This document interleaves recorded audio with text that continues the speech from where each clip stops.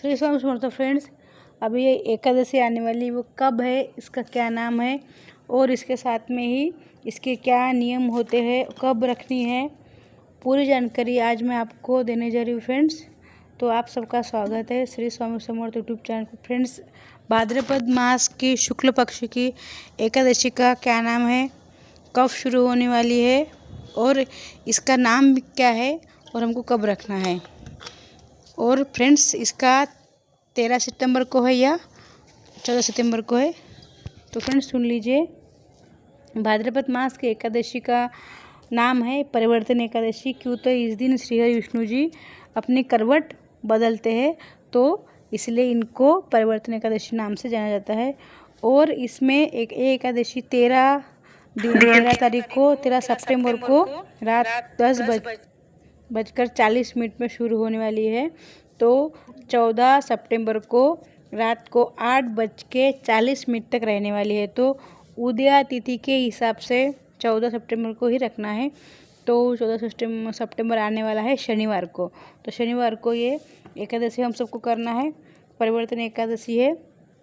इसके साथ ही हमको जो बेसिक नियम होते हैं, इस दिन हमको साबुन नहीं लगाना है शरीर को। आप चाहे तो दही से ना स्नान कर सकते हैं या फिर और कुछ आपको लुट नहीं तो उससे स्नान कर सकते हैं।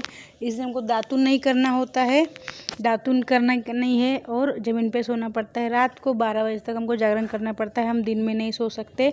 इस दिन लहसुन प्याज का हमको सेवन नहीं करना है, मांसाहार नहीं करना है। उसके साथ में हमको इस दिन झगड़ा लड़ाई नहीं करनी है और किसी की चुगली भी नहीं करनी है। ये बेसिक से 10 नियम होते हैं। और जो भी लोग एकादशी करते हैं वो दशमी से ही एकादशी करना पड़ता है। दशमी को एक साथ भोजन करना पड़ता है। एकादशी को हम तो अन्न ग्रहण ही नहीं करते हैं, दूध फलाहार लेते हैं। द्वादशी को एक साथ भोजन करना पड़ता है, लेकिन उसको भी हम ब्राह्मण घर में बुला के उनको भोजन करने के बाद ही हमको भोजन करना पड़ता है। जो अन्न का हमने त्याग किया है वही अन्न हमको ब्राह्मण को दान करना पड़ता है, उसके हमको भोजन करना पड़ता है। उसके पहले हमको जो हम व्रत करते हैं, चाहे वो एकादशी करते हो या कोई भी उपास करते हो, उसका हमको संकल्प लेना होता है। संकल्प लेने के बाद हमको उपास करना पड़ता है और उपास करने के दूसरे दिन हमको पारना करना पड़ता है। पारना के समय में ही करना पड़ता है, संकल्प छोड़ना पड़ता है, तभी हमको उसका पूरा फल मिलता है। अगर आप किसी की चुगली करते हैं, अपने माता पिता का आदर करते हैं या घर में झगड़ा करते हैं, तो आपको इसका कुछ भी फल मिलने वाला नहीं। चाहे आप दिन भर भूखे रहे तो भी इसका फल आपको नहीं मिलता। क्यों? तो हम उपास चाहे करें या ना करें, लेकिन किसी का अगर हम दिल दुखाते हैं, माता पिता का दिल दुखाते हैं, अन्य किसी का दिल दुखाते हैं, चुगली करते हैं, झगड़ा करते हैं, तो हमको उपास करके कुछ फल नहीं मिलते। क्यों? तो भगवान हमारे उपास से प्रसन्न नहीं होते हैं, हमारे वर्तन से प्रसन्न होते हैं। हमको अच्छा रहना पड़ेगा, तभी हमको इसका पूरा पुण्य फल मिलेगा। तो फ्रेंड्स, आपको इस प्रकार से एकादशी का व्रत करना है। ये जो नियम है बेसिक नियम है। उसके साथ में आपको सुबह जल्दी उठना है।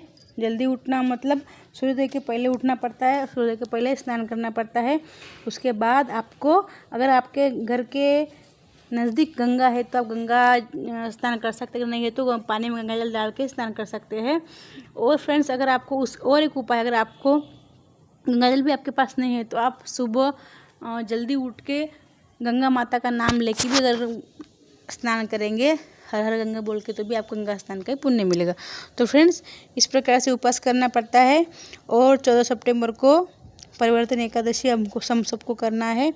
इसमें मैंने आपको बताया नियम आपको पालन करने हैं, लहसुन प्याज नहीं खाना है। और एक बात फ्रेंड्स, एकादशी के दिन अगर आप अन्य घर में कोई भोजन करता हो तो इस दिन चावल नहीं खाने चाहिए और इस दिन अन्न ग्रहण नहीं करना चाहिए। क्यों? तो एकादशी के दिन पाप अन्न में बसता है। तो आप प्रयत्न कीजिए कि आप और कुछ भी खा ले, लेकिन अन्न ग्रहण ना करें।